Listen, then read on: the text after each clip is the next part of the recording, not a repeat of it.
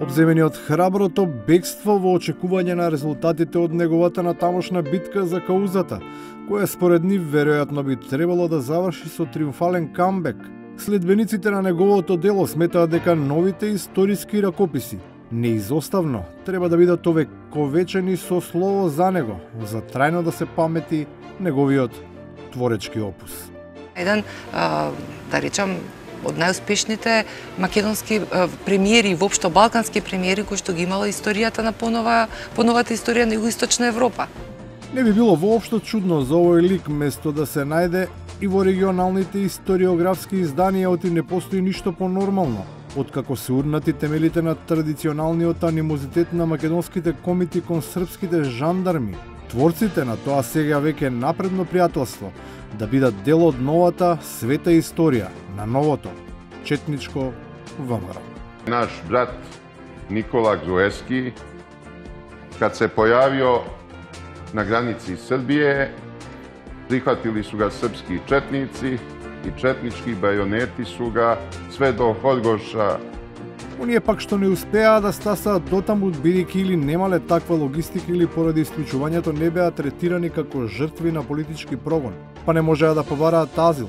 Пред известно време и се подсмеваа на најавената судбина, ама не затоа што сметаа дека таа не е наменета за нив, туку затоа што се надеваа дека таа ќе биде испорачана на друга локација.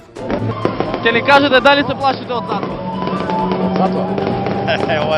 Ова прашање за друга адреса. За тоа дека многумина живеат на погрешна адреса покажуваат голем број од станарите кои се вселени на Елинденска број 2. Тие таму може би екзистираат, но постојано го ставаат во неудобна ситуација председателот на куќниот совет, оти наспроти очекувањата. Овој станар, како и неколку теми на други, немаат поим кој е газдата и дека сметката се плаќа, кај оној за кој нив воопшто не ги интересира. Сега јас не се бавам со граѓаните. Граѓаните може да се тужат, тоа. Оние пак кои постојано се жалат, сега имаат најнов проблем. Ако лани паѓа од импровизираните бини, сега не им дозволуваат ниту да припарат до нив, а организаторите се подготвени да предизвикаат дури инцидент, за да го спречат нивниот маркетиншки обид за политичка реинкарнација. Таму имаше луѓето гледаат. Мене ме повикаа да се качам на бината, од бината, попот ме повика. Госпожа Мирјана, јас имам разузнавачка мрежа внатре во ВМРО ДПМН. Добро, ние немаме, јас читам. Значи се направи еден хостайл тейковер. И на крајот, колку сето ова што се случува, реално и навистина ни се случува. Случајноста не е случајна или може и да е случајност.